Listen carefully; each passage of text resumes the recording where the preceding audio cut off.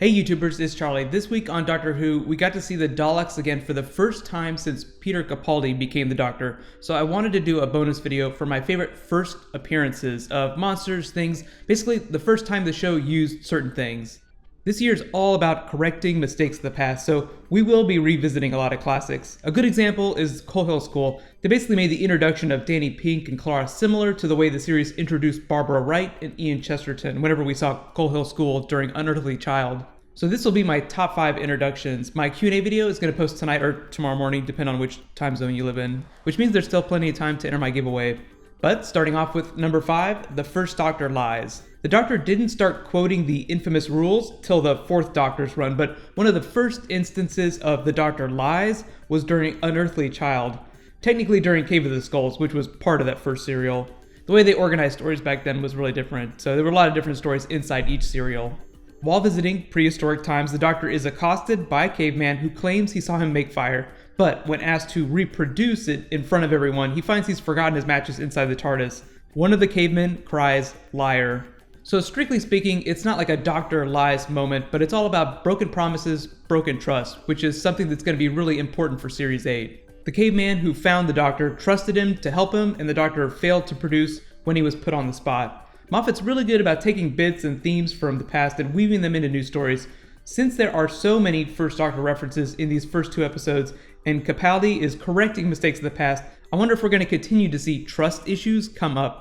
The Doctor wants to be a good man, but his own nature usually gets the better of him. Like when they were inside the Dalek, and he stopped for a moment and just marveled at the idea of a good Dalek and completely changed the mission to explore this crazy new thing unfolding in front of his eyebrows. The first time rule number 1 was quoted, it was, "Do exactly as I say." The rules have changed a bunch of times, but I feel like my favorite rule number 1s are "Don't wander off" and "The Doctor lies." But on to number 4, the TARDIS acts as its own character for the first time. The best, most recent example is during Doctor's Wife, when the TARDIS literally becomes a person for a brief period. But the first time it acted like a character on the show was during the first Doctor's run in the 3rd serial, Edge of Destruction.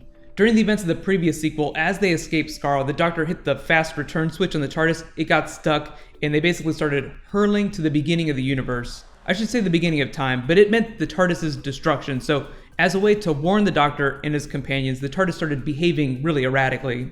So the story is all about people trying to communicate with the TARDIS, figure out what's wrong, and fix it before everyone dies. Of all the Missy theories, I think one of my favorites is definitely the idea that she is the personification of a TARDIS, just because of what it would mean for the story of Series 8. I think she'll end up being someone much more sinister than the TARDIS, or at least the Doctor's TARDIS, just because during Doctor's Wife, it seemed like it was much more of a benevolent, motherly force. Like it had a loving relationship with the Doctor. Missy, on the other hand, seems much more like a brainwashed Melody Pond. On another level, Edge of Destruction as a TV story was a big deal because it was a teen bonding episode for Ian Chesterton, Barbara Wright, Susan, and the Doctor. It makes me feel like we'll see something similar whenever Danny Pink boards the TARDIS. There'll be some crisis that Danny, Clara, and the Doctor will work together to solve, and they'll all start trusting each other more as a result. But on to number 3, the Dalek invasion of Earth.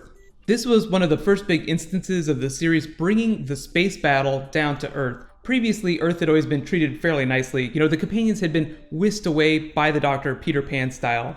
But this time, the battle came back to Earth, even though it was a future version of Earth.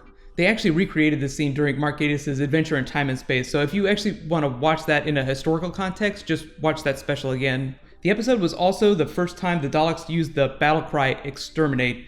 They had been saying "exterminated" before this, but "exterminate" would obviously go on to become the really famous line. It was also one of the first instances of a companion leaving the Doctor. Susan basically gets left behind on that future Earth.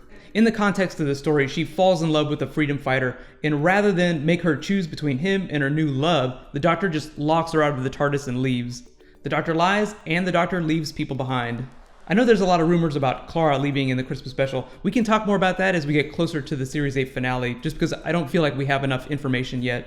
But if you remember in some of my earlier bonus videos, I talked about how the Series 8 finale is going to pay homage to another big invasion from the 2nd Doctor's run. But on to number 2, the first appearance of the Master. John Simm was my first Master, but for a lot of the fandom, Roger Delgado is still the biggest version of the character, just like Tom Baker is the most famous Doctor. But the character of the Master was first written into the series during the 3rd Doctor's run in Terror of the Autons. There were a lot of other stories in the audio dramas and the comics and the novels that explained what the Master was doing before Terror of the Autons, and they did a pretty good job of retconning him into the Doctor's history.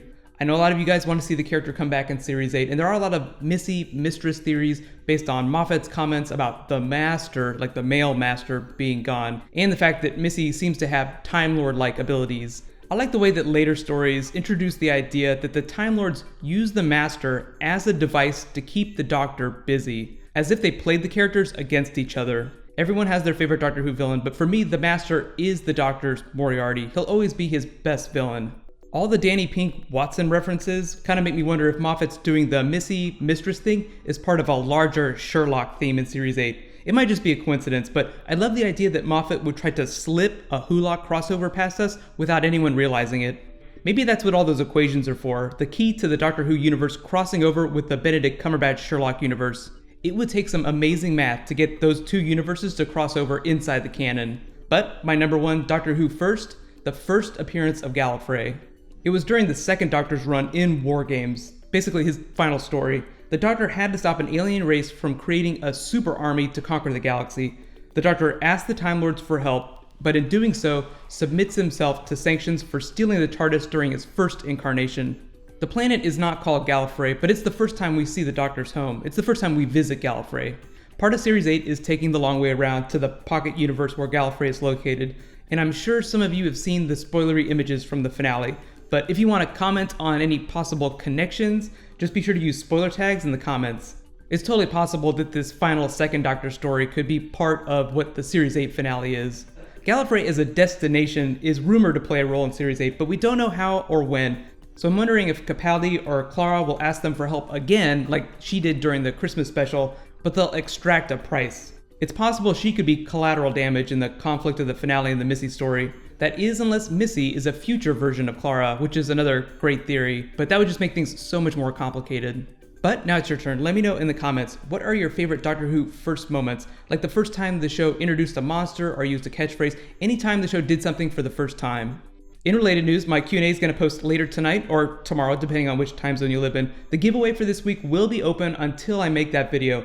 Remember, all you have to do to enter my Series 8 weekly giveaways is just be a subscriber and leave a comment on the videos. Since next week is Robot of Sherwood, I might make my next bonus video about my favorite fictional characters in Doctor Who history, like whenever the show took a fantasy character from a book and made them a character on the show. But totally feel free to leave me suggestions for future bonus video topics. Normally my bonus videos will post before episodes air too. I'm still moving, so my schedule's like a little bit wonky right now. But in the meantime, click here to get the Q&A. I'll add the annotation as soon as I post it.